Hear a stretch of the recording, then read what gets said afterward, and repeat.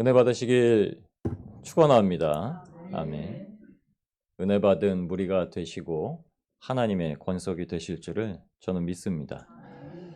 이 권속이라는 말이 플레도스라는 말입니다. 플레도스. 우리 한번 해보실까요? 권속, 플레도스. 왜 이제 제가 이걸 합창하자 하시는지는 좀 이따 말씀 가운데 이제 나올 겁니다. 오늘은 이 두 개의 단락으로 저와 여러분이 함께 하나님의 말씀 가운데 하나님의 백성으로서, 하나님의 가족으로서, 하나님의 권속으로서 살아가는 그 힘과 능력과 은혜와 사랑을 누리게 되시길 축원합니다. 하나님께 속한 것은 성령님께서 인도하시는 길을 걸어가게 되는 것입니다. 우리 화면 한번 넘겨주실까요? 하나님께 속한 것은 성령 충만함으로 함께 읽겠습니다. 나아가는 인생을 말합니다. 성령님의 충만하심으로 말미암아 계속 살아가시는 인생이죠. 앞으로 정진하는 인생, 나아가는 인생입니다. 이곳에 모이신 분들 중에 별 볼 일 없거나 그저 그런 분들은 없습니다. 세상에서는 어떤 마음으로 살아내셨고 또 어떤 모습으로 비추이시면서 지내셨는지 모르시겠지만 이곳에 오신 이상은 여러분들 중에 별 볼 일 없는 분도 없으시고 그저 그런 분들도 없으시고 못난 분들도 없으십니다. 하나님께서 저와 여러분을 바라보는 데 있어서는 항상 가장 귀하게 보시고 항상 가장 가치 있게 보십니다. 누구든지 그리스도를 믿는 사람은 구원을 얻었습니다. 이것이 아주 중요한 방점이기도 합니다. 구원을 받았다는 말은 사람의 전 인격이 바뀌었다는 말뿐만이 아니라 그가 모든 것에서 아주 새롭게 되었다는 말입니다. 그런즉 누구든지 그리스도 예수 안에 있으면 새로운 피조물이라 이전 것은 지나갔으니 보라 새 것이 되었도다. 아멘. 사도 바울이 고린도인들에게 전한 말입니다. 이 말을 왜 전했을까? 고린도 교회 분란과 분쟁이 많았습니다. 다툼이 많았고 판단하고 정죄하고 가르고 나누는 일들이 있었습니다. 교회 안에서 그 일들이 있었던 거죠. 그런데 사도 바울은 이렇게 얘기했습니다. 보라, 이전 것은 지나갔으니 새 것이 되었도다. 새 것이 되었도다라는 말 가운데는 저와 여러분이 하나님께서 이제 항상 함께하여 주셔서 다른 인생을 살고 있다라고 말씀하시는 겁니다. 성령의 충만함으로 항상 함께 나아가고 있다는 거죠. 오늘 본문은 이 하나님께 속한 자, 하나님께 속한 자, 하나님의 권속이라는 에베소서 2장에 있는 말씀을 가지고 그것이 어떻게 초대교회부터 시작되어 왔고 그것이 어떻게 지금까지 유지되어 오고 그것이 우리가 항상 붙잡아야 될 것이며 이 땅 가운데 하나님께서 원하시는 것을 이루어가는 공동체로서 살아가게 되는 것인지 나누려고 합니다. 예배의 자리, 하나님께서 모든 것의 주인이 되셨고 우리를 부르신 이제 주체자가 되셨죠. 혼인잔치를 발설하신 주체자도 되셨습니다. 그래서 그곳에 부름받은 자마다 아주 존귀한 자가 되었다는 거죠. 그래서 여러분 우리가 아주 험악하고 비참한 자리에 있었는데 하나님께서 그 자리를 아예 옮겨 놓으셨단 말입니다. 예배는 이 하나님을 예배드리는 자리에 있는 저와 여러분은 아주 특별한 무리가 된 거죠. 그래서 권속이라고 부르는 겁니다.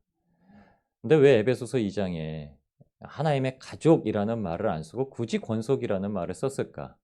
원래는 우리나라 성경은 한글 성경은 한자 성경에서 왔기 때문에 아주 권세 있는 자에 속한 무리라고 해서 권속이라고 먼저 쓴 거죠. 중국에서 복음을 받아들였을 때 하나님이라는 그 신의 존재를 그렇게 생각했고 하나님이 부르셔서 그 무리가 되었던 가족이 된 사람들은 특별하다라는 의미로 권속이라고 썼을 겁니다. 에베소서 2장 18절 19절에 있는 말씀 저희 먼저 한번 읽고 한번 나가실까요? 이는 저로 말미암아 우리 둘이 한 성령 안에서 아버지께 나아감을 얻게 하려 하심이라. 그러므로 이제부터 너희가 외인도 아니요 손도 아니요 오직 성도들과 동일한 시민이요 하나님의 권속이라. 아멘.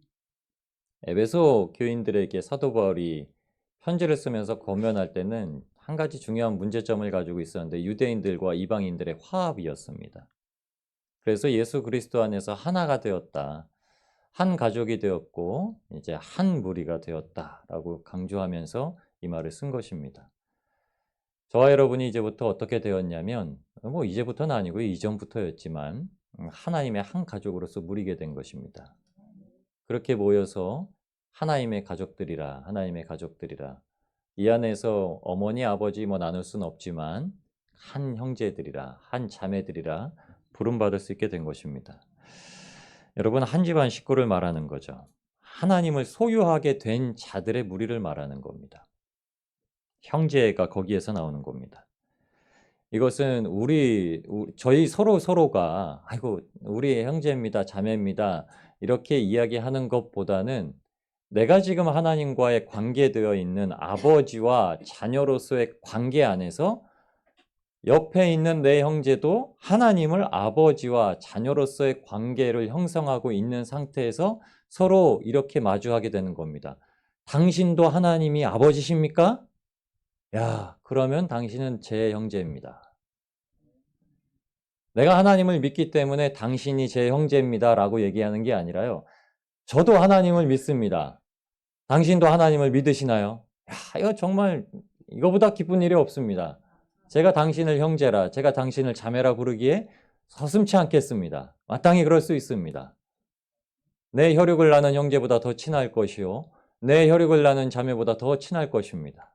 이 마음을 품게 되는 것이 에베소서에 나타난 사도 바울의 표현입니다. 무작정 내가 하나님을 믿고 있기 때문에 당신이 하나님을 믿고 있다는 사실 때문에 라는 것이 아니라 내가 하나님과의 관계가 얼마만큼 깊은가에 따라서 형제를 형제라 부를 수 있고 자매를 자매라 부를 수 있다는 겁니다. 그것 가지고 이해되어지는 관계를 말하는 겁니다. 그래서 갈라디아서 6장 10절에는 우리가 기회 있는 대로 선한 일을 하되 모든 믿음의 가정들에게 먼저 할지니라 이렇게 얘기를 합니다. 하나님의 권속들에게 전하는 사랑과 관심이 얼마나 지대해야 되는지 얘기하는 것입니다. 여러분 하나님의 가족으로서 하나님을 공유하는 것이 우리의 삶에선 굉장히 중요합니다. 여러분 날마다 예수님을 좀 공유하십시오. 여러분들이 누리시고 있는 예수님을 형제와 자매들에게 공유하십시오.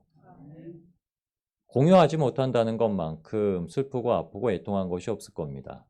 하나님께 받은 사랑을 나눌 수 있다는 것만큼 하나님께 받은 은혜를 나눌 수 있다는 것만큼 세상을 살아가는 데 있어서 행복한 것이 없습니다.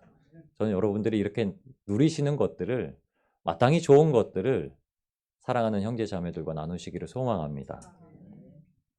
그것이 바로 하나님의 말씀이고 하나님의 마음이고 하나님의 뜻입니다. 여러분 가능하시다면 성경책에 오늘 본문을 펴놓으시고 31절, 32절을 지속적으로 이렇게 좀 보시면서 말씀을 나누시는 게 좋을 것 같습니다. 왜냐하면 여기에 바로 나타난 것이 제가 지금 말씀드리는 겁니다. 하나님의 말씀, 그리고 하나님의 마음, 그리고 하나님의 뜻이시기 때문입니다.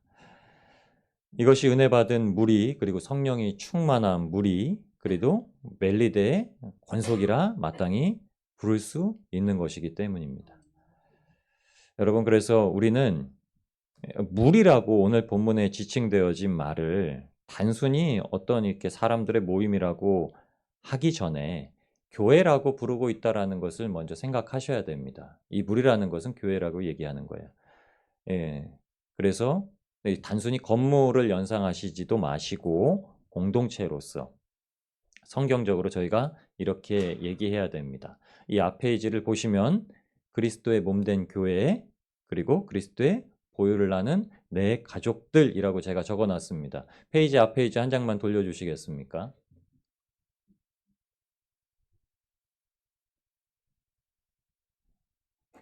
마우스 지금 배터리 없어서 그런 것 같아요. 그냥 따라 하십시오.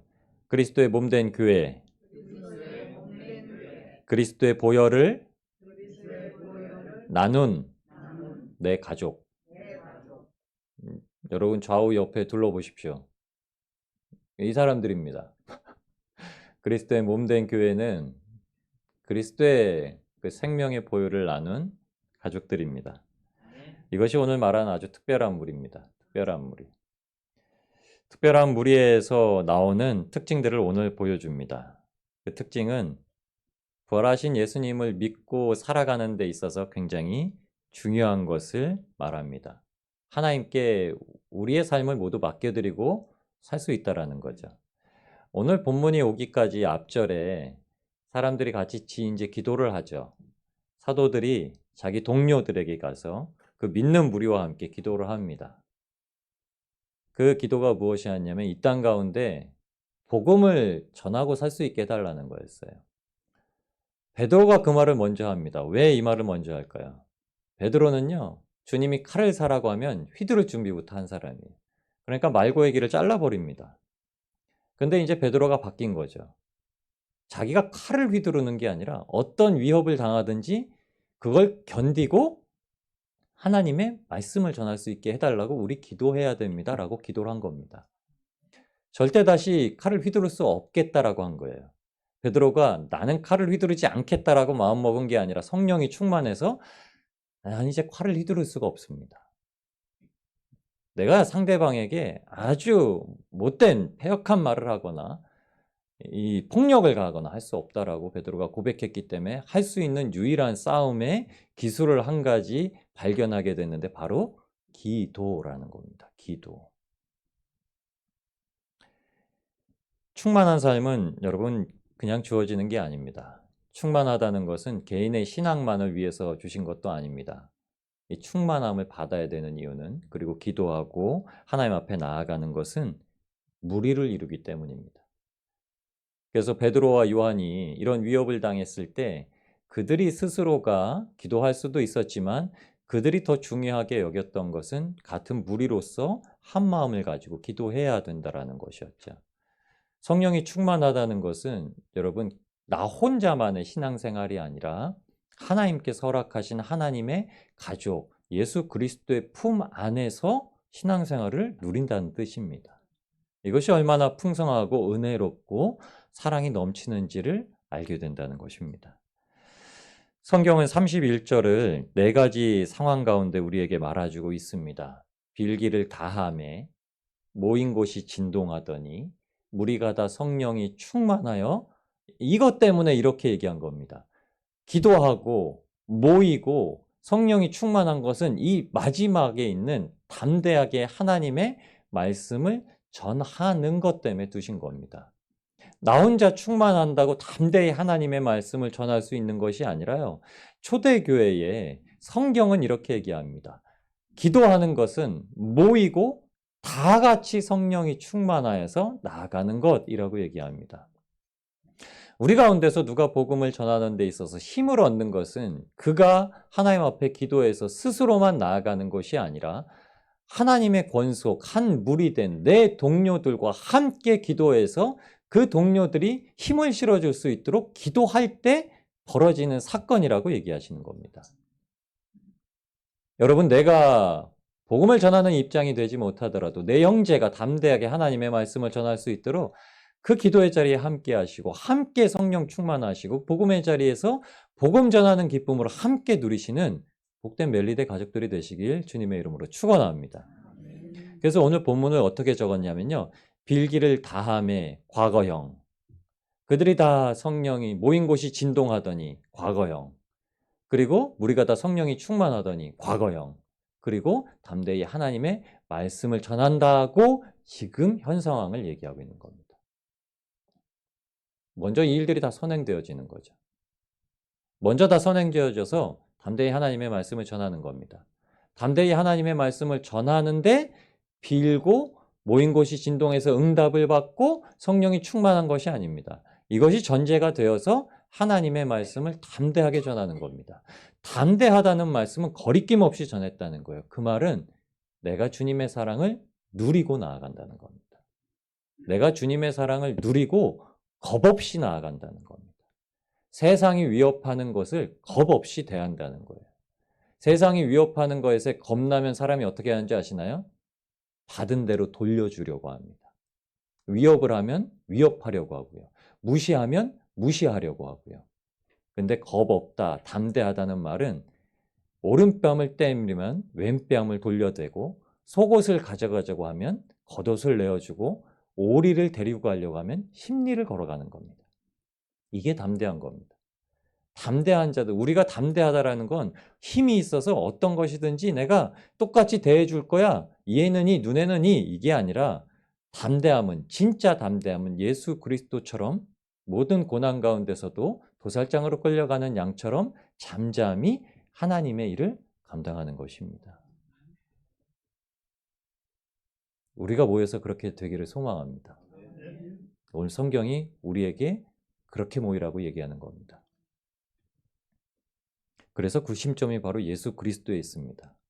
그래서 우리의 신앙의 구심점, 삶의 구심점이 바로 그 십자가에 있고 우리의 구심점이 바로 부활에 있다는 겁니다. 부활이 반드시 있기 때문에 육신으로 고통을 겪고 죽는 것을 두려워하지 않는 이유는 이것을 잘 견디기만 하면 된다라는, 우리의 삶을 잘 견디기만 하면 된다는 뜻이 아니라 우리의 삶을 하나님의 은혜 가운데 잘 누리며 살아야 된다는 거죠. 그 견딤은 그 전제로 들어있는 겁니다. 그 부활에 있기 때문에.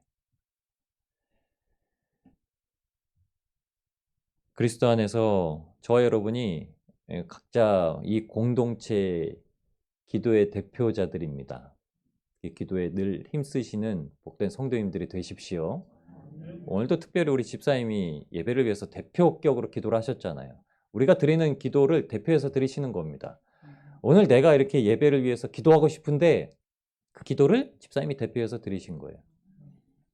그 말은 지금 저와 여러분이 하는 기도가, 우리의 일상에서 하는 기도가 우리가 맡고 있는 이 기도의 릴레이에서 지금 내가 이 바통을 이어받은 주자라고 생각하시고 달리시는 겁니다.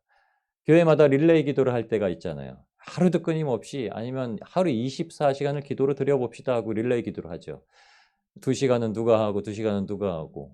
솔직히 이 말의 뜻은 내가 지금 그 릴레이 기도를 하듯이, 우리가 육신으로 하는 릴레이 기도를 하듯이 그 기도의 대표 주자가 지금 달리는 입장이 나라고 생각하시고 우리가 기도를 하시는 겁니다.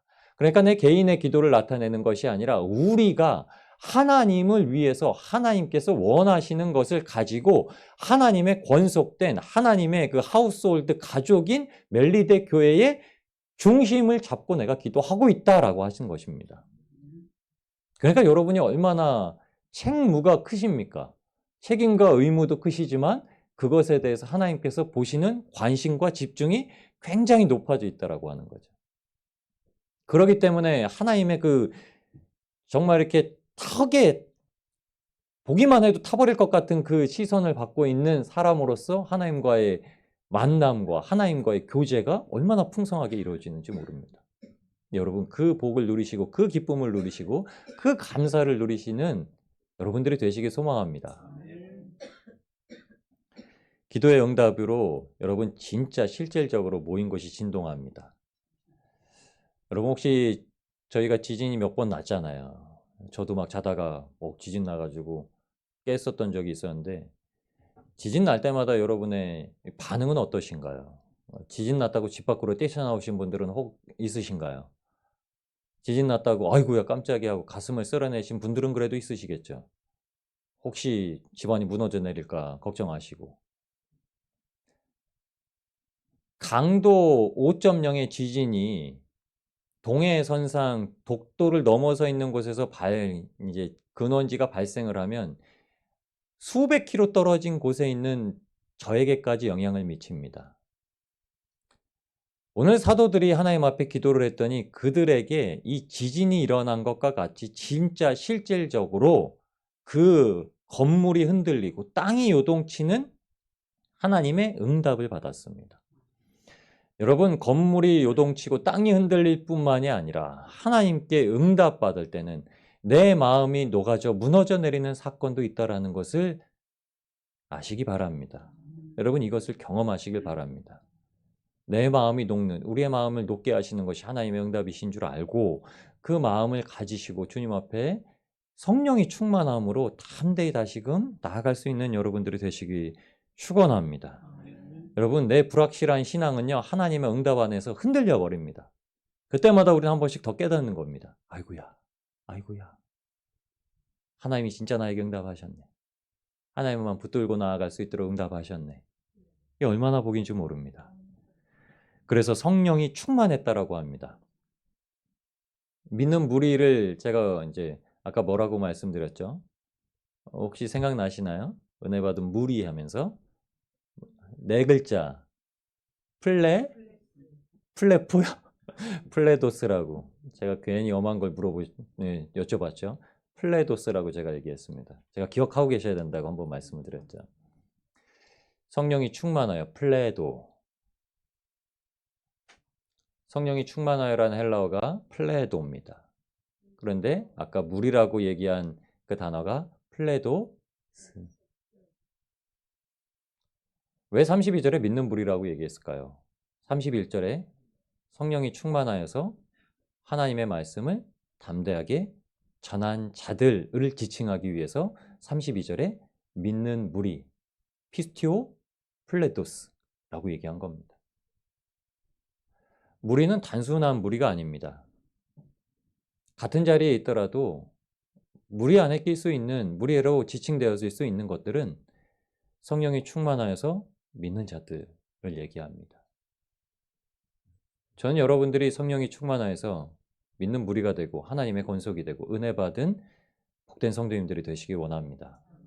저 또한 그렇게 되기를 원합니다. 그래서 정말 우리가 아니라 우리가 무리가 되기를 소망합니다. 그럴 때 우리의 삶은 더 단단해지고요. 그럴 때 우리가 형제자매로서 더욱 단단하게 결속되는 줄을 믿습니다. 이것이 믿는 무리입니다. 우리의 삶에서 하나님이 영광을 받으시고 말씀이 흥황되어지고 우리가 전하는 복음 가운데 누군가의 삶이 윤택하여지고 풍요로워지게 되는 것입니다. 여러분이 받은 것처럼 말입니다. 여러분이 지금 기쁘게 살아가시는 것처럼 감사로 살아가시는 것처럼 누군가에게 그와 같은 삶을 전해주실 수 있다는 겁니다. 그게 믿는 무리 가운데서 하나님의 말씀을 담대하게 전하는 자들 가운데서 나오게 됩니다. 그래서 하나님께 속한다는 두 번째 의미는요, 주님과 아주 인격적인 만남으로 일치시키는 무리가 되는 겁니다. 제일 중요한 게 내가 주님과 아주 인격적으로 계속 만나고 있어야 된다는 거예요. 그리고 형제 자매들 또한 인격적으로 계속 주님과 만날 수 있도록 옆에서 상부상조 도와야 되는 겁니다.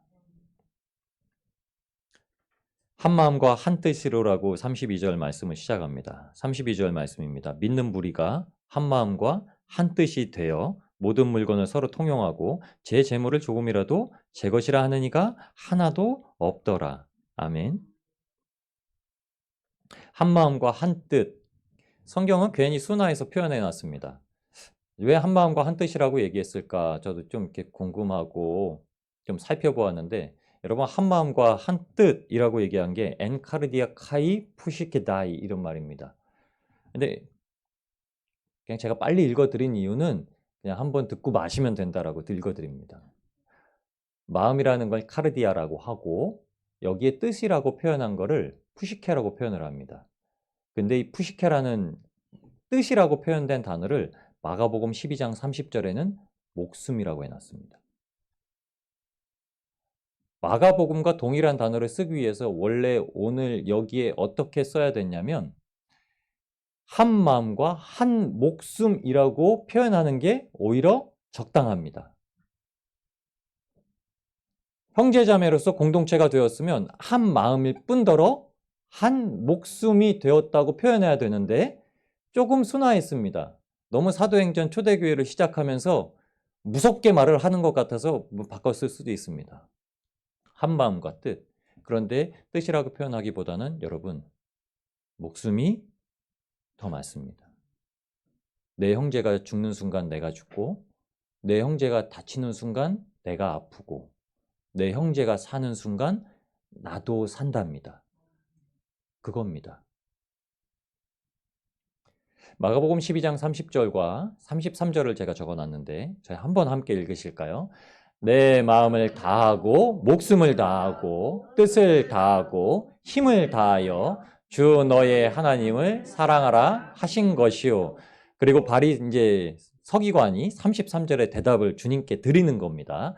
함께 읽겠습니다. 또 마음을 다하고 지혜를 다하고 힘을 다하여 하나님을 사랑하는 것과 또 이웃을 제 몸과 같이 사랑하는 것이 전체로 드리는 모든 전제물과 기타 제물보다 나으니이다. 아멘. 제가 말씀드렸던 오늘 구절에 쓰여 있던 마음과 뜻이라고 표현했던 단어가 마가복음 12장 예수님께서 말씀하실 때는 마음 그리고 목숨이라고 쓰고 있습니다. 그리고 33절에 서기관이 그럼 주님 이것이네요 라고 말씀을 드렸을 때 서기관에게 이렇게 얘기하십니다.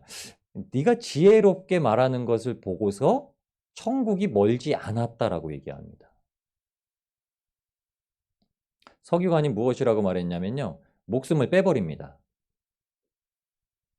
오늘 말하는 한 마음과 한 뜻에서 그 뜻을 빼고 예수님께서 말씀하셨던 마음을 다하고 목숨을 다하고 뜻을 다하고 힘을 다하여 이 네 구절 중에서 서기관이 목숨을 빼버리고 얘기합니다. 마음을 다하고 지혜를 다하고 라는 말이 뜻을 다하고 라는 말과 유사한 단어입니다. 그 understanding, 우리가 이해를 다하여서 라는 뜻입니다. 그러니까 마음을 다하고 뜻을 다하고 앞절로 돌아가 주십시오.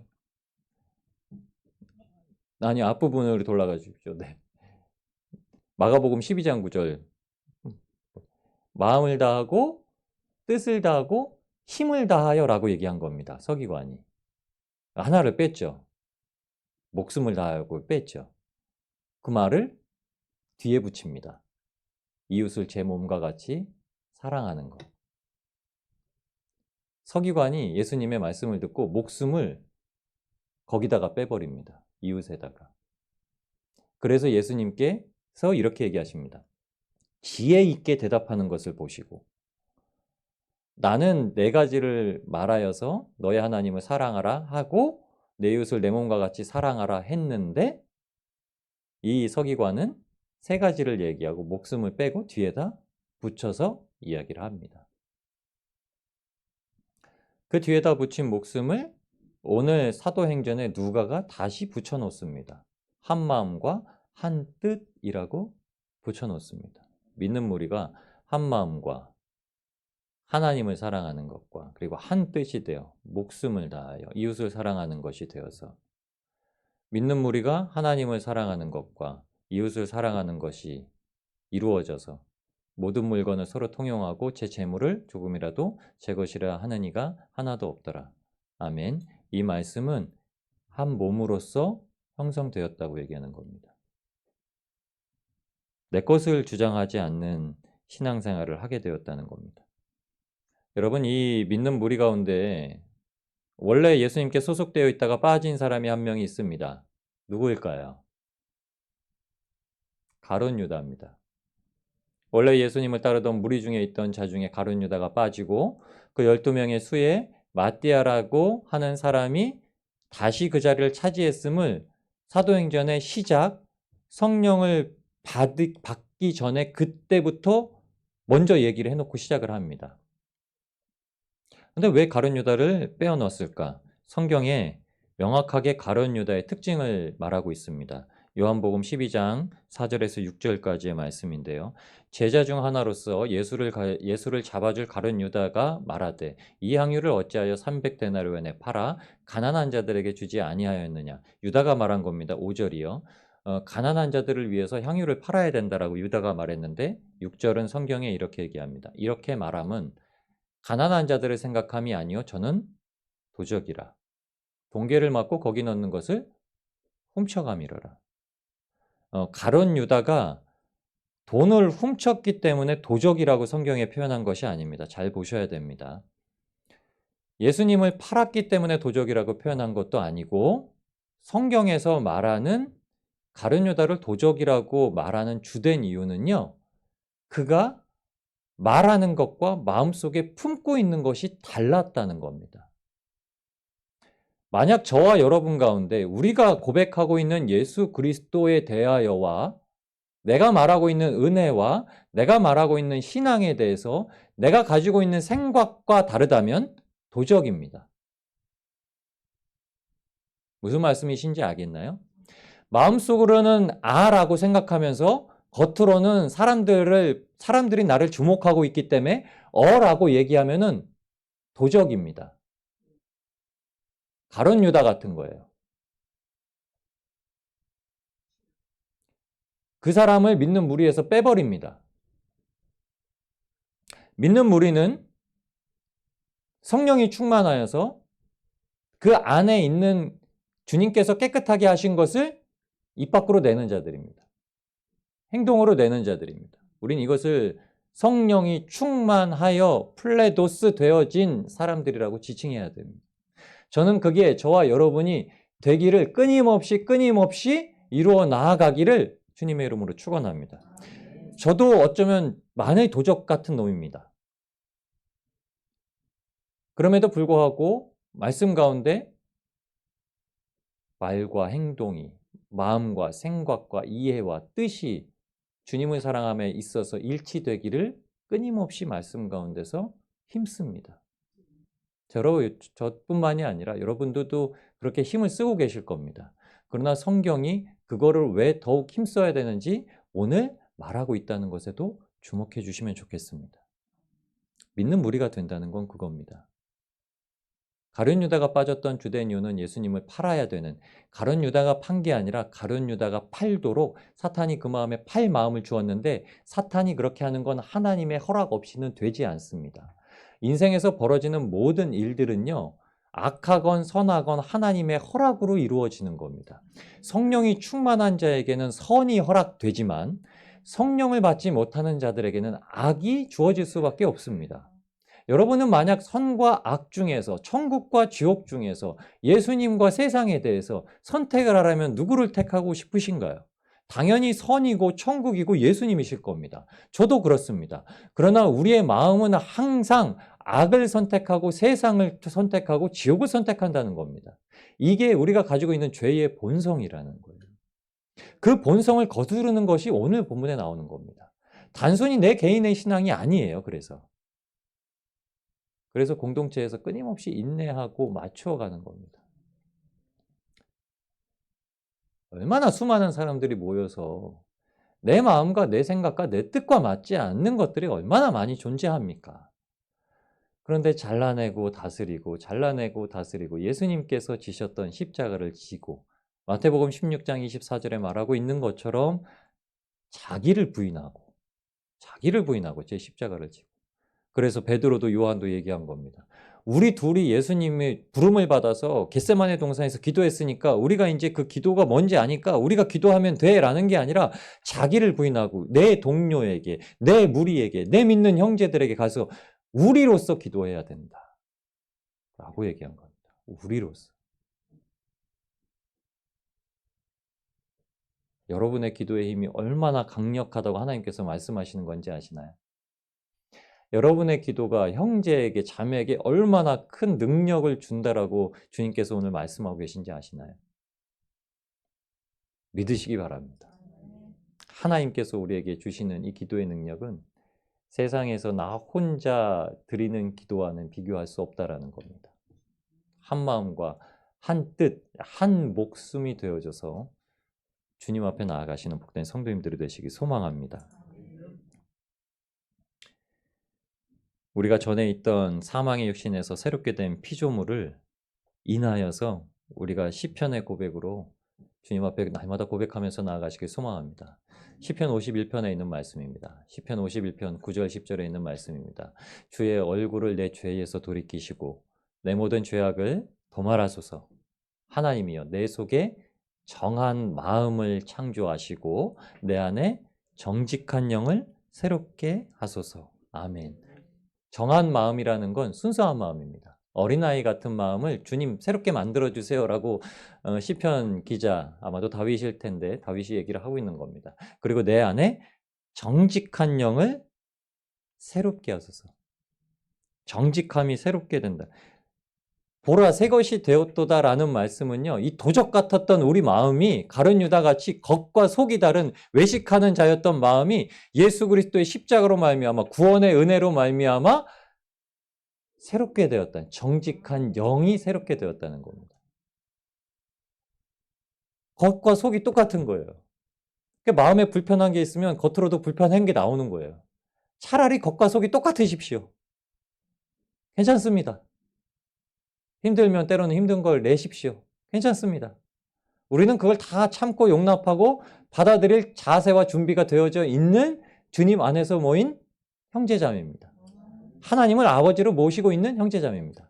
그러나 하나님의 위로가 날마다 쌓여서 내 속에 있는 근심과 걱정과 불평과 불만보다는 주님께서 주신 감사와 기쁨과 영광이 날마다 우리 가운데 발현되기를 소망합니다. 우리의 정직함이 날마다 주님의 은혜로 말미암아 넘쳐나기를 소망합니다. 그렇게 날마다 기쁨이 채워지기를 소망합니다. 정직하다고 쓰인 말이 쿤이라는 히브리어인데요. 확고하다 그리고 준비하다는 뜻입니다. 정직하다 이 말이요. 아주 난 확고해.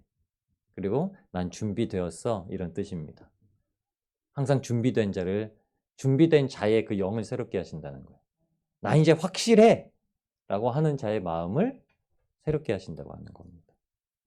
주님을 인격적으로 만나고 은혜를 통하여 살아날 때 우리가 진정한 하나님의 권속으로서 자라고 또 자라게 되는 겁니다. 사도행전 4장 36절 이 말씀으로 인해서 자기 것을 제 소유라고 여기지 아니하고 다 가져다가 이제 하나님의 은혜를 통용하는 사건을 보여주는데 굳이 그 중에서 한 사람을 일컬어서 성경에 기록을 하고 있습니다.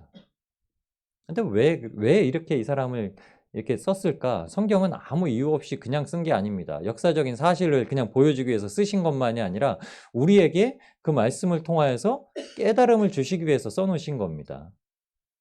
쉬운 말 성경, 우리 개역 성경에는 어떻게 되어 있냐면 권위자라고 이렇게 표현합니다. 여러분 개역 성경 많이 가지고 계셔서 이 사람은 권위자라 이렇게 쓰여 있는 구절이 있는데요. 이 말보다는 권위라는 뜻도 원래 이 단어 안에 들어가 있지만 위로의 아들이라 위로라는 표현을 쓴 개역 개정과 다른 번역 성경을 읽으시는 게 훨씬 이 뜻이 읽는 게 훨씬 정확하게 뜻을 나타낸 겁니다. 우리 36절, 37절의 말씀 함께 읽겠습니다. 당시 키프로스 섬 출신으로 레위 지파에 속하는 요셉이라는 사람이 있었고 사도들은 그를 바나바라고 불렀는데 바나바는 위로의 아들이라는 뜻이다. 그 사람이 자기 소유의 밭을 팔아서. 아멘. 원래 이 사람 이름이 요셉입니다. 근데 누가 이를 위로의 아들이라고 부르길 원했다고요? 다른 모든 사람이 그런 게 아니라 사도들이 그랬습니다. 사도들이 요셉을 부르기를 당신은 바나바요. 성령이 충만한 사도들이 요셉을 보고 아니요, 당신은 바나바가 나아요. 라고 했습니다. 그게 위로의 아들이라는 뜻입니다. 이 사람으로 말미암아 공동체에 이제 재물이 통용되고 자기 것을 자기 것이라 여기는 자가 없었다는 그 하나님의 위로가 펼쳐지게 돼서 초대교회의 특성, 원래 가지고 있는 교회의 특성이 나타나게 됐다는 겁니다. 근데 그 사람의 특징을 37절에 표현하는데 자기 소유의 밭을 팔아서 마태복음 13장에 보물을 발견한 자의 특징, 자기 소유를 다 팔아서 예수님께서 비유의 말씀으로 주신 겁니다. 마태복음 13장 44절, 46절에 천국은 마치 밭에 감추인 보화와 같으니 사람이 이를 발견하여 돌아가서 자기 소유를 다 팔아 그 밭을 샀느니라. 46절에도 진주 장사에 대해서 표현하기를 자기 소유를 다 팔아 그 진주를 샀느니라. 이 당시에 가난한 자들이 있고 먹을 것이 없던 자들이 있었기 때문에 바나바라는 자가 자기 소유의 레위 지파가 밭을 팔면 큰일 납니다. 유대인에게 레위 지파는 하나님께서만 기업이 되셨기 때문에 하나님께서 주신 기업은 밭은 팔지 못하고 유산 상속으로 자녀들에게 계속 남겨주게 되어 있었습니다. 근데 바나바가 이거를 예수 그리스도 안에서 이것이 아무 소용이 없다. 말씀대로 사는 것이라고 하면서 보물을 발견했다면 자기 소유를 다 팔아. 그리고서 하나님께서 소유라고 주신 것을 오직 예수 그리스도로만이 나의 소유를 삼겠다고 팔아서 준 것을 사도들이 무엇이라고 얘기했냐? 위로의 아들이라고 얘기했습니다. 주님을 인격적으로 만났기 때문에 여러분 쓰여질 수 있었던 겁니다. 사랑하는 저와 여러분이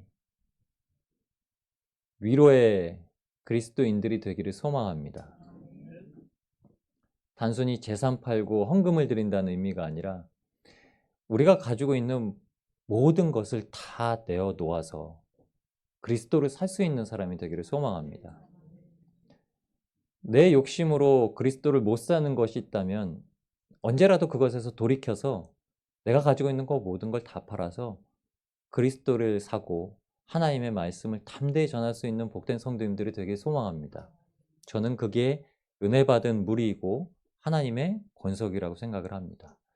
우리가 이것이 완성되었다, 충족되었다, 충만하다라고 얘기하지 못할 것입니다. 저조차 그렇게 이제 완성되어 있고 서 있다라고 얘기하지 못합니다. 그러나 주님께서 끝까지 하나님의 가정 사람들로서, 하나님의 가족들로서 그것을 살아가도록 우리에게 힘을 주시고 함께하고 계신다는 사실입니다. 그것 때문에 우리에게 기도를 하게 하시고 기도에 응답해 주고 계시다는 사실입니다. 여러분, 기도를 하시고 응답을 받으시고 성령의 충만함으로 하나님의 말씀을 담대히 살아내시길 소망합니다. 그리고 성령님의 인도함을 받으셔서 날마다 그 말씀으로 살아내시고 인격적으로 하나님을 만나시길 소망합니다. 우리가 신앙에 외식하는 도적이 되지 마시고요. 믿는 무리로선 복을 날마다 누리는 사람이 되기를 원합니다. 원한다면 내 영이 정말 순수해지고 어린아이와 같이 순수해지고 정직해지고 그래서 우리의 신앙을 누구에게라도 확고하게 보여주고 어느 사람에게라도 전할 수 있도록 준비되어져서 나아갈 수 있게 되기를 소망합니다. 그래서 여러분이 다 바나바 되십시오. 모든 사랑하는 형제자매에게 위로의 사람이 되시기 바랍니다. 그렇게 우리가 은혜 받는 분이 하나님의 권속이 되시기를 우리의 참된 위로자이시며 우리의 가정의 참된 아버지 되신 예수 그리스도의 이름으로 축원합니다.